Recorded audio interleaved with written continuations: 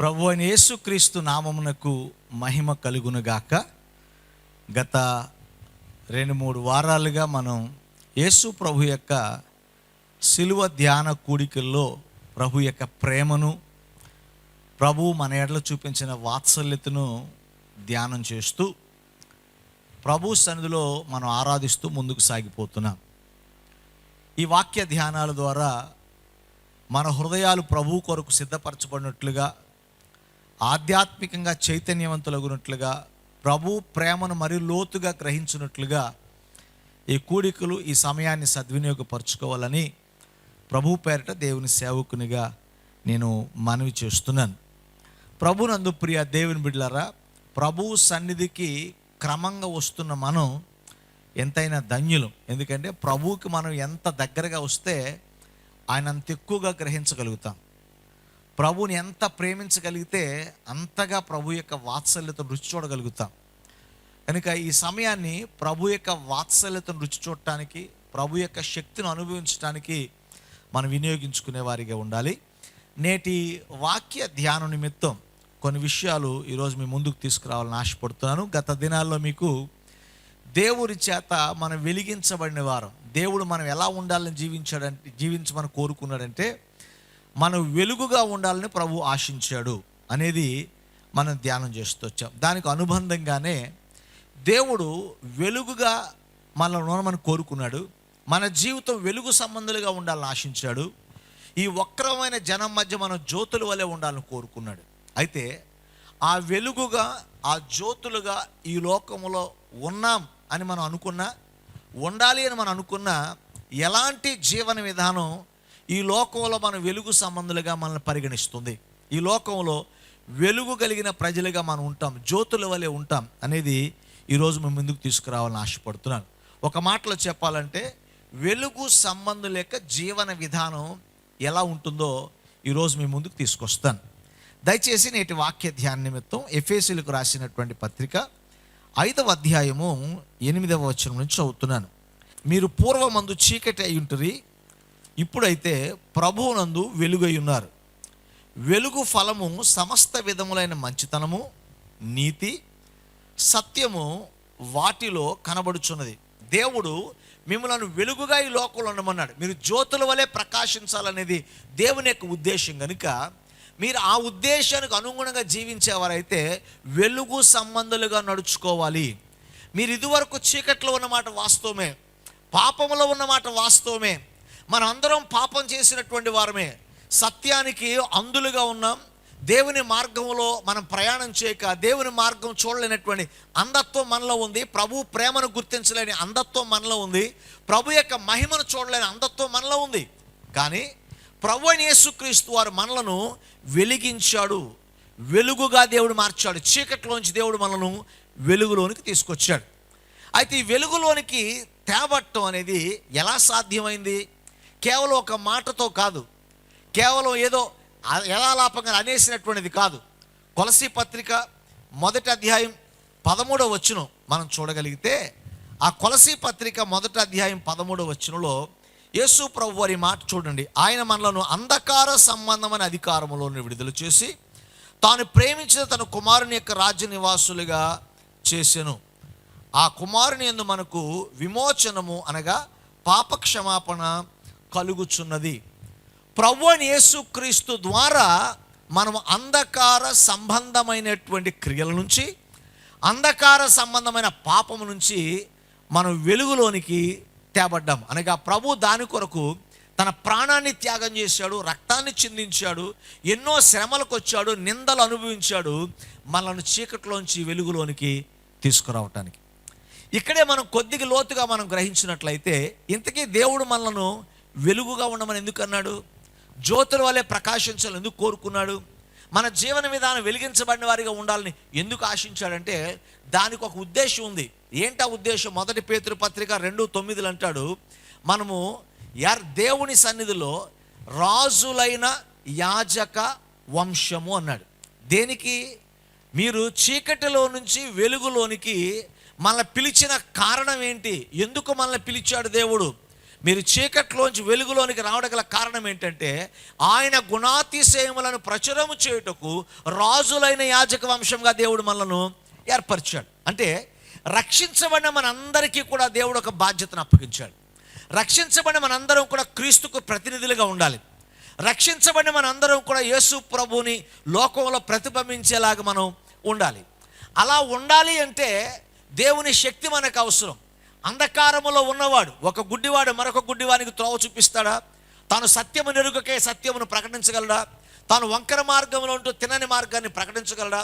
అందుకనే మనము దేవుని రాజ్య సువార్త ప్రకటించుటకు, దేవునికి సాక్షులుగా ఉండుటకు, ఇతరులను వెలుగులోకి నడిపించడానికి దేవుడు మనల్ని యాజకులుగా పరిచారకులుగా చూచిన దేవుడు, ఆయన తన రాజ్య విస్తరణ నిమిత్తమై మనను వెలుగుగా దేవుడు చేసి ఉన్నాడు. ప్రభునందు ప్రియ దేవుని బిడ్డలారా, అపోస్తలుల కార్యం 26వ అధ్యాయం 18వ వచనం చూసినట్టయితే అక్కడ కూడా ఏం రాయబడుతుంటే, అందులైనటువంటి వారు, అంధకార సంబంధమైనటువంటి చీకట్లో ఉన్న వారందరికీ వెలుగునివ్వటం కోసం దేవుడు మనలను రక్షించినట్లుగా మనం చూస్తాం. కనుక దేవుడు మనలను జ్యోతుల వలె ఉండాలని కోరుకున్నాడు. ఆ జ్యోతులుగా వెలిగించబడిన వారుగా వెలుగుగా దేవుడు ఉండాలి. ఎందుకు చేశాడంటే మనలను ఆయన రాజ్యవ్యాప్తి కొరకు, నశించిపోతున్న ఆత్మల రక్షణార్థమై ప్రభు ఆ క్రియను మన పట్ల చేసి ఉన్నాడు. కనుక ఇప్పుడు ప్రభు ఉద్దేశం ఏంటంటే, ఈ లోకంలో ఉన్న మనము మన ద్వారా క్రీస్తు ప్రపంచానికి తెలియపరచబడాలి.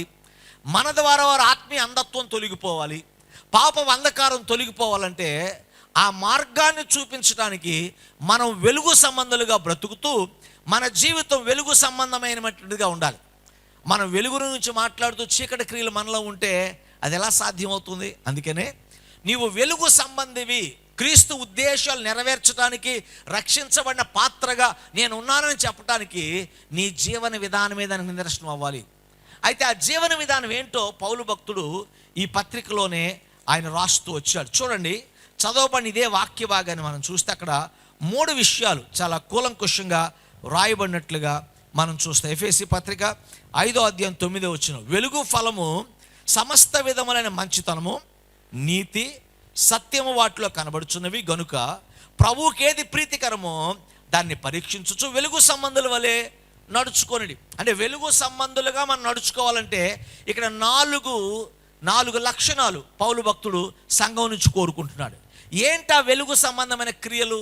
ఎవరు వెలుగు సంబంధులుగా పరిగణించబడతారు? ఎవరు వెలుగులో నడుచుకున్న వారిగా పిలిపించుకుంటారు? వారి లక్షణాలు ఏంటంటే, మొట్టమొదటిగా మనం చూసినట్లయితే వారు మంచితనము గలవారిగా ఉండాలి. They must have goodness, they should show goodness. ప్రభునందు ప్రియ దేవుని బిడ్డలారా, ఆత్మ ఫలములలో ఒక మాట మంచితనం అనే మాట మనము వినిపిస్తుంది. కనుక దేవుని యొక్క సన్నిధిలో మనందరం గుర్తుపెట్టుకోవాల్సింది ఏంటంటే, దేవుని సంబంధులుగా వెలుగు సంబంధులుగా పరిగణించబడుతున్న మనము ఈ లోకంలో జీవిస్తున్న మనం ఎలా జీవించాలి తెలుసా? మంచితనమును కలిగిన వారిగా మనం జీవించాలి. మంచితనము అంటే దానికి అర్థం ఏంటంటే, దేవుని ప్రేమను కలవారమై ఆ ప్రేమను ఇతరులకు చూపించేవారిగా ఉండాలి. కానీ ఈరోజు స్వార్థపూరితమైనటువంటి సమాజంలో మనం ఉన్నాం. మనకే అనుకుంటాం తప్ప ఇతరుల యొక్క శ్రద్ధ మనకి పట్టదు. శ్రమలో ఉన్న వారి గురించి మనకు ఆలోచన లేదు, అవసరతలో ఉన్న వారి గురించి ఆలోచన లేదు, అక్కర్లో ఉన్న వారి గురించి ఆలోచన లేదు. అపోస్తలుల కార్యం 9:36 చూస్తే దోర్కా, తబిత అనేటటువంటి ఆమెను గురించి రాస్తూ ఆమె సత్క్రియలు చేస్తూ ఆమె భక్తిని కొనసాగించినట్లుగా మనం చూస్తాం. చాలామందికి భక్తి అంటే కేవలం మందిరానికి వచ్చి వెళ్ళిపోవటం కాదు. సువార్తను వినే మనము, సువార్తను నమ్మిన మనము సువార్తను డెమాన్స్ట్రేట్ చేసేవారిగా ఉండాలి. వాక్యం చెప్పటం ఏదైతే చెప్తుందో ఆ వాక్యాన్ని ఆచరణాత్మకంగా చూపించేవారిగా ఉండాలి. కొంతమందికి భక్తి అంటే ఆచారం. భక్తి ఆచారం కాదండి, ఆచరణ. దేవుని వాక్యం చెప్తుంది, నిన్ను వలె నీ పొరుగువానిని ప్రేమించమని చెప్తుంది. అలా ప్రేమించే మనసు ఉన్నప్పుడే వాడిని ప్రేమించగలుగుతాం. నీలో మంచితనం ఉండాలి, అనగా దాతృత్వమును, కనికర స్వభావమును నువ్వు కలవాడిగా నీవు ఉండాలి. రూతు గ్రంథం 2వ అధ్యాయం చూస్తే అక్కడ రూతు బోయాజు పొలములోకి వెళ్ళినట్లుగా మనం చూస్తాం. ఎందుకని? ఆ దినాలలో పొలములో పరిగను విడిచిపెట్టేవాళ్ళు. ఆ పరిగను ఏరుకోవడానికి పేదలు, అక్కడ ఉన్న బాటసారులు, ఆ ప్రయాణం చేసేవాళ్ళు, అవసరతలో ఉన్నవారు తీసుకెళ్తారు. ఇప్పుడున్న పరిస్థితుల్లో ఆ గడ్డిని కూడా అమ్మేసుకున్న, గడ్డి కూడా మిగలట్ల పక్షులు కూడా ఏమైతే తెలియక ఇళ్లలోనికి వస్తున్నాయి. అవునని చూస్తున్నాం కదా మనం ప్రతిరోజు. కానీ ఆ దినాలలో వారి యొక్క మంచితనం, వారికి బంధువులు కాకపోయినా, వారికి స్నేహితులు కాకపోయినా, బాటసార్లు ఎవరో తెలియకపోయినా, పేదలు ఎవరో వారికి తెలియకపోయినా, వారి యొక్క అవసరార్థమై వీళ్ళు మంచితనముతో కొంత పరిగణ అక్కడ విడిచిపెట్టేటటువంటి వారిగా ఉన్నారు. ఈరోజు చాలామంది జీవితాల్లో మంచితనం కొరువడింది, మంచితనం కొదువుగా ఉంది, దాతృత్వం కలిగిన వారిగా లేరు. వారు ఆచార సంబంధమైన విశ్వాసులుగా మారిపోతున్నారు. ఈరోజు వెలిగించబడిన మనము ఆచార సంబంధమైన వ్యక్తులుగా ఉండకూడదు. భక్తి అంటే ఆచారం కాదు, భక్తి అంటే ఆచరణ. నువ్వేది వింటున్నావో, ఏదైతే దేవుని వాక్యం బోధిస్తుందో దాన్ని అనుసరించేవాడిగా ఉండాలి. దేవుడు ప్రేమై ఉన్నాడు, ఆ ప్రేమను పొందుకున్న మనం ప్రేమను చూపించలేని వారమైతే మన భక్తి ఆచారమే అవుతుంది. ఆచరణ కావాలంటే మంచితనమును గలవాడిగా, ఇతరులకు సహాయం చేసే వ్యక్తులుగా మనము ఉండాలని ఈరోజు ప్రభు సేవకునిగా దేవుని పేరట మీకు నేను మనవి చేస్తున్నాను.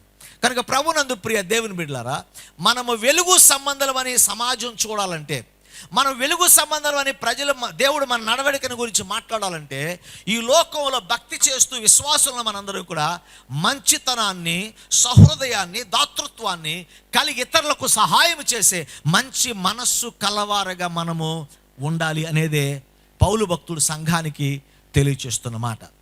ఈరోజు కేవలం మనం సిలువని ధ్యానిస్తూనో లేకపోతే మందిరాలకు వస్తూనో భక్తిని నటించేవారిగా ఉండకూడదు. మంచితనం లేకుండా ఆరాధన చేసే ప్రతి వాడు కూడా వాడు వేషధారే. దేవుని యొక్క సువార్తను క్రియారూపకంగా చూపకుండా మాటల ద్వారా పబ్బం గడిపే ప్రతి వాళ్ళు కూడా వేషధారులే. వారు దేవునికి అయిష్టులు.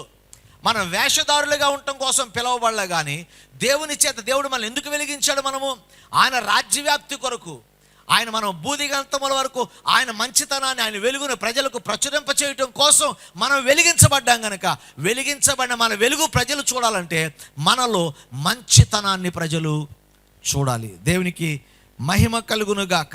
ప్రభునందు ప్రియ దేవుని బిడ్డలారా, మత్తయి సువార్త 5వ అధ్యాయము 16వ వచనం మనం చూడగలిగితే అక్కడ ఒక చక్కని మాట దేవుని యొక్క వాక్యంలో మనం చూడగలుగుతాం. మత్తయి సువార్త 5వ అధ్యాయము 16వ వచనము, మనుష్యులు మీ సత్క్రియలను చూచి పరలోకమున మీ తండ్రిని మహిమపరచునట్లు వారి ఎదుట మీ వెలుగు ప్రకాశింపనీయుడి. చూడండి, ఇక్కడ దేవుణ్ణి ప్రజలు మహిమపరచాలి, అది ప్రభు యొక్క ఉద్దేశం. అయితే దేవుణ్ణి ప్రజలు మహిమపరచాలంటే ఎలా సాధ్యమవుతుంది? నీ మాటను బట్టి కాదు, నీ క్రియను బట్టి. అందుకనే నీ సత్ప్రవర్తన, సత్క్రియలు మాత్రమే ప్రజలను దేవుని వైపు చూసేలా చేస్తుంది. అన్యులైనటువంటి వారు, దేవుని ఎరుగనటువంటి వారు, ప్రభువులో లేకుండా అంధకారంలో ఉన్నవారు, వారు అలాగే స్వార్థపరులుగా ప్రవర్తించి, మనము స్వార్థపరులుగానే ప్రవర్తించి, శత్రువుని ప్రేమించలేని వాడిగా, మనతో ఉన్న వాడిని ఆదరించలేనిగా, ఆ ప్రేమ లేని వాడివైతే వాళ్ళకి మనకి వ్యత్యాసం చూడనప్పుడు నీలో ఉన్న దేవుడిని వాళ్ళు ఎలా మహిమపరచబడతారు? నీవు ఆరాధిస్తున్న దేవుడు నువ్వు మహిమపరుస్తున్నట్లుగానే ప్రజలు నీ యేసయ్యను మహిమపరచాలంటే నీ సత్క్రియలను బట్టి వారు దేవుణ్ణి మహిమపరుస్తారు. మనలో ఉన్న మంచితనం చూసినప్పుడు వాళ్ళు ప్రభు బిడ్డలండి, వాళ్ళు ప్రార్థన చేసేవాళ్ళండి, దేవుని ఆరాధించేవాళ్ళండి, వారి ప్రవర్తన అలా ఉంటుందండి అని మనలో ఉన్న ఆ సత్క్రియలు మనలో కలిగించిన యేసయ్యను మహిమపరుస్తారు. కనుక మీ సత్క్రియల వలన దేవుడు మహిమపరచబడతాడని రాస్తున్నాడు వాక్యంలో. ప్రభునందు ప్రియ దేవుని బిడ్డలారా, మనలో ఉన్న ఆ సత్క్రియలు, మనలో ఉన్నది ఆ మంచితనం, దేవుని చేత వెలిగించబడ్డాం, నేను వెలుగు సంబంధిని, దేవుని చేత వెలిగించబడిన జ్యోతిని అని చెప్పుకున్న నీవు మంచితనము కలిగి జీవించలేకపోతే నీ భక్తి ఆచారమే అవుతుంది తప్ప ఆచరణ కాదు. కనుక ఈరోజు వెలిగించబడిన మనము ఆచార భక్తి కాకుండా ఆచరించేటటువంటి విశ్వాస సమూహంగా మారి మనలో ఉన్న క్రీస్తును ప్రపంచం ప్రజలు చూచినట్లుగా మనందరం కూడా మన జీవితాలను మంచితనముతో నింపుకోవాలని ఈ సమయంలో ప్రభు పేరిట నేను మీకు జ్ఞాపకం చేస్తున్నాను. రెండవదిగా మనం చూసినట్లయితే నేను మనందరం కూడా వెలుగు సంబంధులుగా నడుచుకుంటున్నామని దేవుడు మన గురించి సాక్ష్యం ఇవ్వాలన్నా, ప్రపంచం మనం వెలుగు సంబంధులను గ్రహించాలన్నా మనం జీవించవలసిన రెండవ విధానం ఏంటి తెలుసా? నీతియుక్తమైన మనుషులుగా మనం జీవించాలి, లేదా నీతిమంతులంగా మనం జీవించాలి. మొట్టమొదటిది, మనం మంచితనముతో దాతృత్వంతో జీవించాలి. రెండవది, మన జీవితాల్లో నీతిమంతులుగా మనము జీవించాలి. నీతిమంతులుగా జీవించడం అంటే ఈ పదాన్ని మనం చాలా తరచుగా వాడుతుంటాం. మేము నీతి గల వాళ్ళమండి, మాలో అబద్ధం ఉండదండి అని మాట వరుసకి అలవాటుగా మాట్లాడేస్తాం.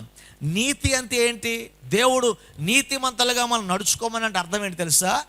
నీతిమంతులు అనే మాటకు పరిపూర్ణ అర్థం మీకు కావాలంటే being right with God and with man, మనుష్యునితో దేవునితో కూడా సరైన సంబంధము కలిగి ఉన్నవాడు నీతిమంతుడు. ప్రభునందు ప్రియ దేవుని బిడ్డలారా, చాలామంది దగ్గర ఈ డిఫరెన్సియేషన్ తెలియట్లా. ఎందుకంటే మనం దేవునితో చాలా నీతిగా ఉంటాం, దేవుని దగ్గర చాలా భయభక్తులతో ఉంటాం, చాలా ప్రార్థనా పరులుగా ఉంటాం. కానీ ఎవరికైనా గొడవ వస్తుందంటే ఆ గొడవ ఇంకెక్కువ చేసేలా ప్రయత్నం చేస్తాం, అగ్నికి ఆజ్యం పోసేలా తయారవుతాం. మనం దేవునితో చాలా దగ్గరగా ఉంటాం. కానీ కొంతమంది మనుషులంటే మనకు నచ్చదు. ప్రభునందు ప్రియ దేవుని బిడ్డలారా, మనం దేవునితో సరైన సంబంధం కలిగి ఉండాలి. దేవుని చేత సృజించబడిన మనుషుల పట్ల సరైన సంబంధం కలిగి ఉండాలి. మనం మనుషుల పట్ల విభేదాలు కలిగించకూడదు, మనుషులను వ్యత్యాసంగా చూసేవారిగా ఉండకూడదు. వారు కులము కాదనో, మతం కాదనో, ధనికులు కాదనో, వారు వేరొక జాతను మనం ఏ రకంగా కూడా ఒక మనిషిని డిస్క్రిమినేట్ చేస్తూ వారితో సరైన సంబంధము, సరైన ప్రేమ, గౌరవాలు లేనివాడు అయితే నువ్వు నీతిమంతుడు కాలేవు. దేవునికి ఎంత ప్రేమను చూపిస్తున్నావో నీ తోటి వారిని పట్ల అదే ప్రేమను చూపించాలి. నిన్ను వలె నీ పొరుగు వారిని ప్రేమించాలని యేసు ప్రభు చెప్పిన మాట ఇదే. నీతిమంతుడు అంటే దేవునితో, తోటి మనిషితో సరైన సంబంధము కలిగి ఉన్నవాడు. ఎలా ఉంది మన నడవడిక? అలాగే ఉందా? చాలామంది అసలు దేవునితోనే మనకు సరైన నడవడిక లేదు. ఒక వారం వస్తే ఒక వారం రాము, ఒకరోజు ప్రార్థన చేస్తే మరొక రోజు ప్రార్థన చేయం, ఒకరోజు వాక్యం చేద్దాం మరొక రోజు వాక్యం చదవం, సువార్త పరిధిలో ఒకసారి పాల్గొండి ఇంకోసారి పాల్గొనం, దైవికమైన కార్యాల పట్ల పెద్ద శ్రద్ధ ఉండదు. దేవునితో సంబంధమే అరకొరగా ఉంది. మన తోటి మనిషితో ఇంకా సంబంధాన్ని గురించి ఊహించక్కర్లా. దేవుని ఆరాధిస్తున్న మనం గుర్తుపెట్టుకోవాలి. భక్తి చేస్తున్న మనకి దేవుడు మనల్ని పరిశీలిస్తున్నాడు. ఆయనతో సంబంధం ఎలా ఉంది, నీ తోటి వ్యక్తితో సంబంధం ఎలా ఉంది? ఈ రెండిటి సంబంధాల విషయంలో కూడా నువ్వు యథార్థవంతుడిగా నీ సంబంధాన్ని దేవునికి అనుకూలమైనదిగా నువ్వు చేసుకోగలిగితే నువ్వు నీతిమంతుడిగా తీర్చిదిద్దబడతావు. అంత మాత్రమే కదా. ఇందులో రెండవ కోణం కూడా మీతో మాట్లాడతాను. నీతిమంతుడు అంటే అర్థం ఏంటంటే సంపూర్ణంగా దేవునికి విధేయత చూపినటువంటి వాడు. ఆదికాండం 6వ అధ్యాయంలో చదవక్కర్లేదు కానీ ఈ మాట చెప్తాను నేను. నోవహు దేవుడు చెప్పినదంతయు చేశాడట, తాను చెప్పినంత చేసినట్టు రాయబడింది వాక్యంలో. అప్పటికి వర్షం లేదు, అప్పటికి ఓడలో చాలా కొలతలు చెప్పాడు, చాలా భాగాలు చెప్పాడు, ఇక్కడ ఎదురునాలు చెప్పాడు. ఎక్కడ కూడా ప్రభు ఇది కుదరలేదు ఇక్కడ పెడతానులే అని తన సొంత డెసిషన్ ఎక్కడ తీసుకోలే. నోవహు దేవుడు చెప్పింది చెప్పినట్లుగా చేశాడు. ప్రజలు నిందించినా, ప్రజలు అవమానపరిచినా, గేలి చేసినా, ఫలితాలు కళ్ళ ముందు కనబడికపోయినా అవేమీ పట్టించుకోలే.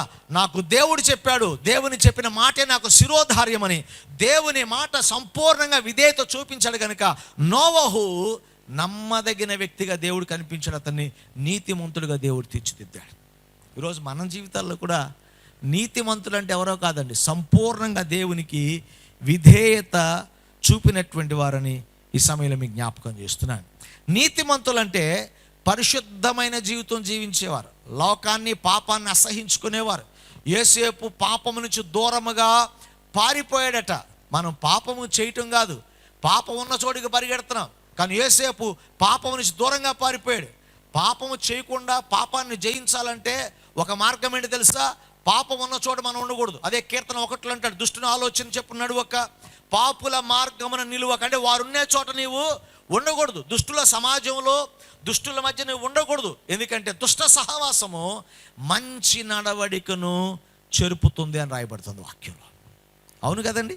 మన సహవాసం చాలా జాగ్రత్తగా ఎంచుకోవాలి. మనం ఎవరితో సహవాసం చేస్తున్నాం, ఎవరితో ఉంటున్నాం, ఎవరి దగ్గర సాంగత్యం చేస్తున్నాం, ఇది మన పరిశుద్ధ జీవితాన్ని ప్రభావితం చేస్తుంది. కనుక మన సమాజంలో మనం ఎవరితో సహవాసం చేస్తున్నాం చాలా జాగ్రత్తగా చూసుకోవాలి. అదే మన పరిశుద్ధతను దెబ్బతీసేది విధిగా ఉంటుంది. ఈరోజు మన భక్తి జీవితాల్లో అనుకున్నంత భక్తిలో గుళ్ళో ఉన్నప్పుడు వాక్యం చెప్తున్నప్పుడు మన మంట మండుతాం, మనం దేవుని కొరకు ఏదో చేయాలి, ఎలా జీవించాలని సమర్పణ గలవారు ఉంటాం. గుడి బయటికి వెళ్ళగానే సమర్పణ పోతుంది. ఎందుకంటే వెంటనే మన యొక్క సహవాసం వేరే వాడితో మారిపోతుంది, మన మాటలు మారిపోతాయి, మన స్వభావాలు మారిపోతున్నాయి. అందుకనే పరిశుద్ధతలో నిలవలేకపోతున్నాం.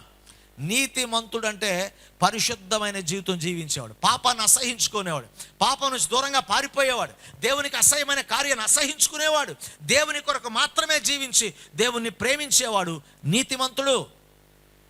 వెలుగు సంబంధులైతే నీతిమంతులుగా జీవిస్తారని ఈ సమయంలో ప్రభు పేరిట నేను మీకు జ్ఞాపకం చేస్తున్నాను. దేవునికి మహిమ కలుగునుగాక. మూడవదిగా మనం చూసినట్లయితే, నీవు దేవుని సన్నిధిలో వెలుగు సంబంధిగా నడుచుకుంటావంట నిదర్శనం ఏంటంటే, వారు సత్యవర్తనులై ఉండాలి. దేవునికి స్తోత్రం కలుగునుగాక. అంటే సత్యమును పలుకుచూ జీవించే వారిగా ఉండాలి, సత్య ప్రవర్తన గలవారిగా మనం ఉండాలి. ఇవాళ సామెతలు చెప్పమంటే చాలా చెప్తామండి.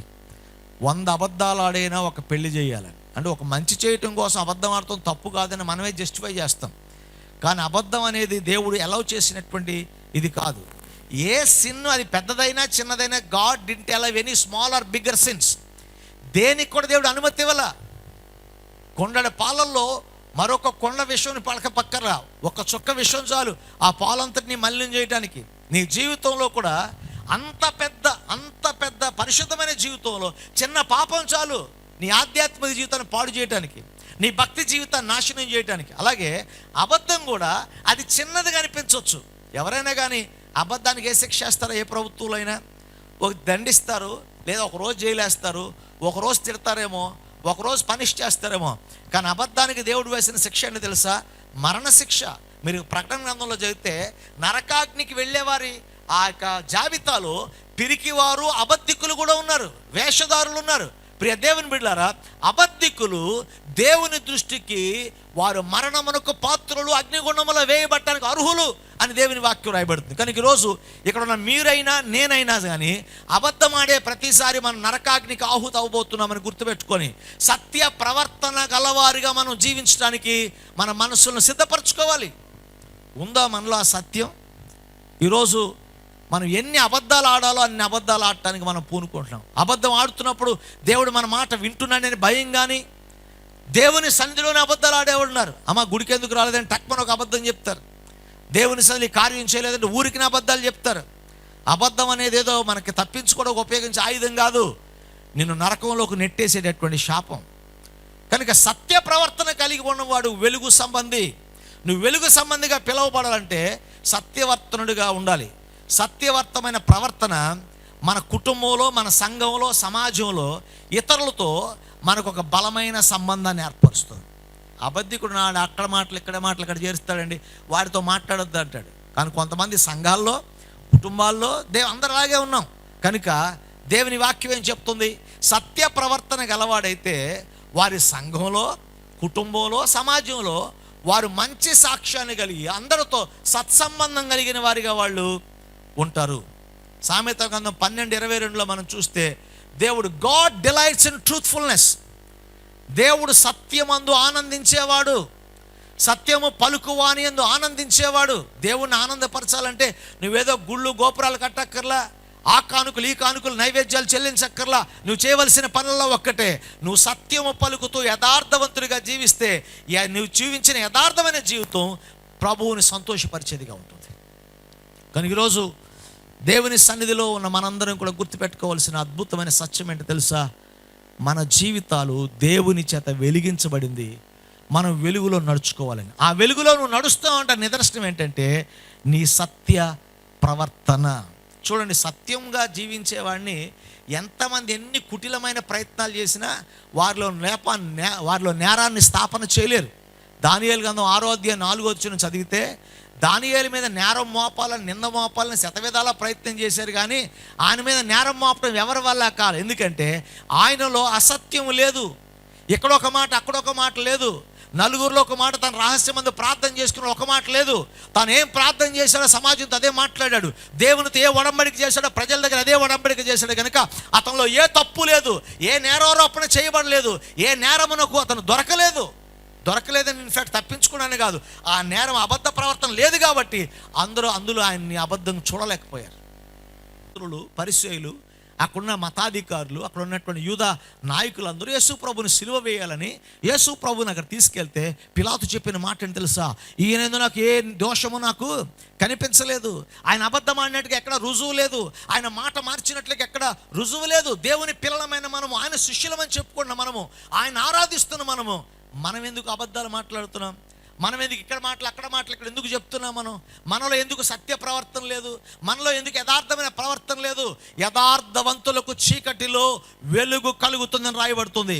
అదే యథార్థత లేకపోతే వెలుగు కూడా చీకటిగా మారిపోతుంది. నీవు యథార్థవంతుడివేనా? నీలో యథార్థత ఉందా? భక్తి చేసేవారికి యథార్థత కావాలి.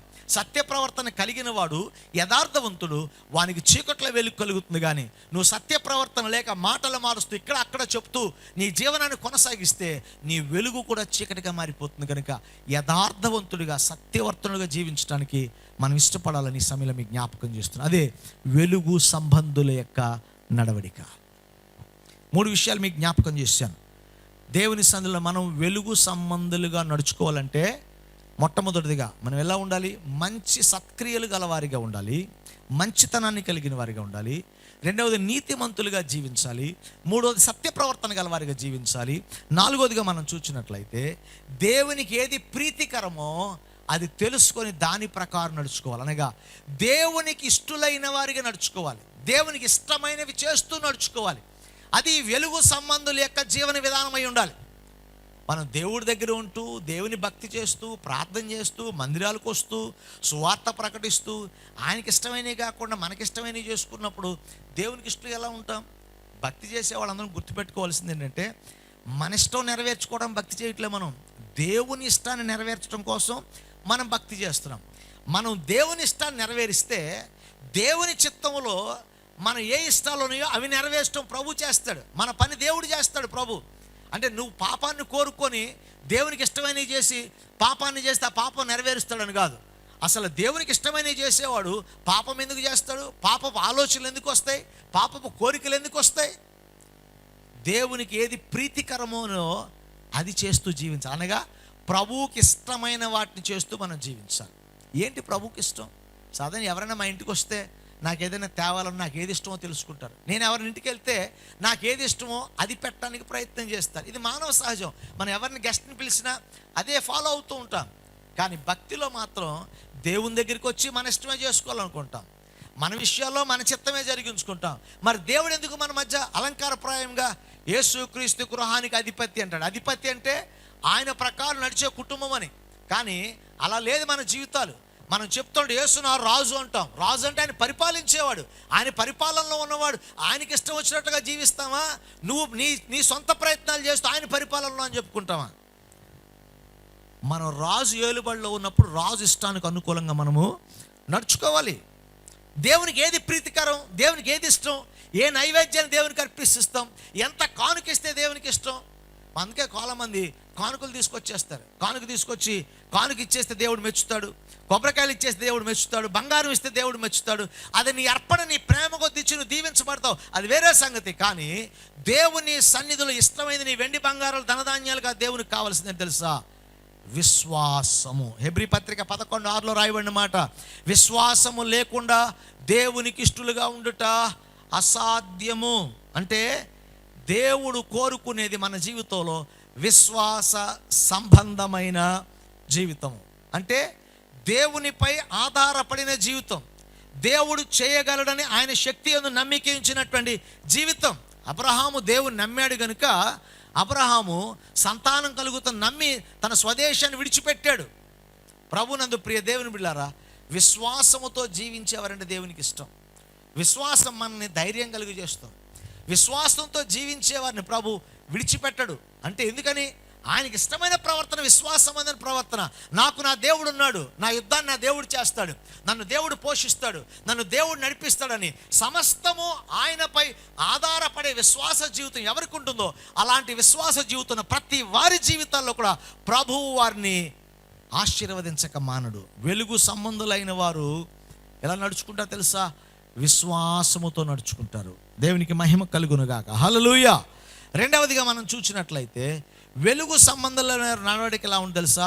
సంపూర్ణ విధేయత కలిగిందిగా ఉంటుంది. మొదటి సమూయేలు గ్రంథం 15వ అధ్యాయం మనం చూడగలిగితే అక్కడ సౌలును దేవుడు ఫిలిస్తీన్ల పట్టణంలో ఉన్నటువంటి అన్నిటినీ సంహరించమంటే కొన్నిటిని మాత్రం లోపలికి తీసుకొచ్చాడు. ఎందుకన్నాడు? అవి బలులు అర్పించటాకన్నాడు. కానీ ప్రభు సమూయేలుతో మాట్లాడిన మాట ఏంటి తెలుసా? పొట్టేళ్ల కొవ్వును అర్పించుట కంటే మాట వినుట శ్రేష్టం. ఇంతకీ సౌలు దేవుని మాట విన్నాడా లేదా? వినే కదా కొన్నిటిని చంపాడు. అంటే సౌలు పాక్షికంగా విధేయత చూపించాడు. పాక్షికమైన విధేయత దేవుని దృష్టికి అవిధేయత. కనుక దేవునికి ఇష్టమైనది ఏంటంటే సగం విశ్వాసం, సగం విధేయత కాదు, సంపూర్ణమైన విధేయత. దేవుడు సౌలును రాజుగా అభిషేకించి తన ఇష్టం కొంత, దేవుని ఇష్టం కొంత చేయమని కాదు. మనం కూడా అలాంటి వాళ్ళమే లేండి. సౌలుకి అలా చేసినందున రాజ్యాన్ని కోల్పోయాడు. అలా చేస్తున్నందువల్ల మన ఆశీర్వాదాన్ని కోల్పోతున్నాం, ఆరోగ్యాన్ని కోల్పోతున్నాం. దేవునికి ఇష్టమైంది కొంత, మనకి ఇష్టమైంది కొంత కాదు. దేవునికి ఇష్టమైందే సంపూర్ణంగా మనం చేయాలి. అప్పుడే దేవుని సంపూర్ణ ఆశీర్వాదం మన మీదకి వస్తుంది. ఒకవేళ ఇక్కడ ఉన్న వారిలో కానీ నేను అవ్వచ్చు, మీరు అవ్వచ్చు, దేవుని ఇష్టాన్ని కొంత, మన ఇష్టాన్ని కొంత చేస్తూ దేవునికి ఇష్టలుగా ఉన్నామనుకుని వెలుగు సంబంధాలు అనుకుంటే పొరపాటు పడినట్లే. కనుక ఈరోజు అలాంటి స్థితిలో ఉంటే ప్రభువా సంపూర్ణ విధేయతతో నీకు ప్రీతికరమైనటువంటి శ్వాస జీవితాన్ని జీవించే కృప దయచేయమని ప్రభువుని అడగగలిగితే మన ప్రభు నీ జీవితాన్ని సంపూర్ణ విధేయత కలిగే మనసును అనుగ్రహించి ఆయన ఆశీర్వాదాన్ని పాత్రులుగా చేస్తాడు. దేవునికి మహిమ కలుగునుగాక. 147వ కీర్తన 11వ వాక్యంలో మనం చూస్తే తన కృప కొరకు వేడుకొని వారి యందు యెహోవా ఆనందించువాడై ఉన్నాడు అని రాయబడుతుంది. దేవునికి ఏదంటే సంతోషం, ఏదంటే ప్రీతికరం అంటే ఆయన కృపపై ఆధారపడేవారు. చాలామందికి అండి మన సమర్థత మీద మనకు ఎంత నమ్మకం అంటే అసలు దేవుడు కూడా అక్కర్లేదు అనుకునేది సమర్థత. ఏదో నామకార్థానికి జోబులో దేవుడు అంటాం తప్ప, కానీ అవసరం వచ్చినప్పుడు దేవుని మీద ఆధారపడం, మన శక్తి మీదే. మనకు డబ్బు ఉంటే దేవుడు అక్కర్లా. చాలామంది డబ్బు ఉంటే దేవుని దగ్గరికి ఎందుకు రావట్లేదు తెలుసా? వాళ్ళు మా డబ్బు అన్నీ చూసుకుంటుందిలేని, మాకున్నటువంటి వ్యాపారం అన్నీ చూసుకుంటుందిలే, మా బిడ్డలు అన్నీ మమ్మల్ని చూసుకుంటారులే అని చాలామందికి వారికి ఉన్న డబ్బును బట్టి, వారికి ఉన్న ఘనతను బట్టి, వీటిని బట్టి అతిశయం వాళ్ళకి. కానీ వాక్యం ఏం చెప్తుందో తెలుసా? ఆయన కృపపై ఆధారపడాలి మనం. మన శక్తి, మన భక్తి, మన నీతి, మన సామర్థ్యాలు ఏవి మన రక్షణకు అక్కడికి రావండి. దేవుని కృపపై ఆధారపడితే ఆయన కృపపై ఆధారపడిన వారి పక్షంగా దేవుడు యుద్ధం చేస్తాడు. తన కృపపై ఆధారపడిన వారి జీవితాలను ప్రభు పోషిస్తాడు. తన కృపపై ఆధారపడిన వారి జీవితాలను ప్రభు సంరక్షిస్తాడు. వారిని తన కౌగిల్లో భద్రపరిచి ఆయన రాకడ పర్యంతం తన కృపలో జ్ఞాపకం చేసుకొని సమస్త విధమైన కృపలకు దేవుడు మనల్ని పాత్రులుగా చేస్తాడు. కానీ రాత్రి దేవుని చేత వెలిగించబడిన మనము చీకటి సంబంధులుగా బ్రతకూడదు, కానీ వెలుగు సంబంధులుగా జీవించాలి. నీవు వెలుగు సంబంధిగా జీవిస్తున్నావంటానికి రుజువులు ఏంటంటే నీవు మంచితనముతో బ్రతకాలి, నీతిమంతుడిగా జీవించాలి, సత్య ప్రవర్తన గలవాడిగా ఉండాలి, దేవునికి ఏది ఇష్టమో అది నువ్వు చేయాలి. ఒకవేళ అలాంటి ప్రవర్తన నీకు లేదని నీకు అనిపిస్తే ఈ రాత్రి ఇక్కడే పశ్చాత్తాపడి ప్రభువా నా అతిక్రమాన్ని క్షమించు అని ప్రభు సందులో నువ్వు ప్రార్థన చేయగలిగితే నీ జీవితాన్ని ప్రభు మారుస్తాడు. దేవునికి ఇష్టమైన కార్యాలు చేసే కృప దేవుడిస్తాడు. ఆయన సన్నిధిలో వెలుగు సంబంధులుగా లేదా వెలిగించబడి నీవు ప్రపంచానికి క్రీస్తు వెలుగును చూపించడానికి నడిచే వెలుగుగా దేవుడు మిమ్మల్ని మారుస్తాడు. మీ ద్వారా సమాజాన్ని దేవుడు దీవిస్తాడు, మిమ్మల్ని మీ కుటుంబాలను ఆశీర్వదిస్తాడు. ప్రార్థన చేద్దామా? ప్రభువుని అడుగుదామా?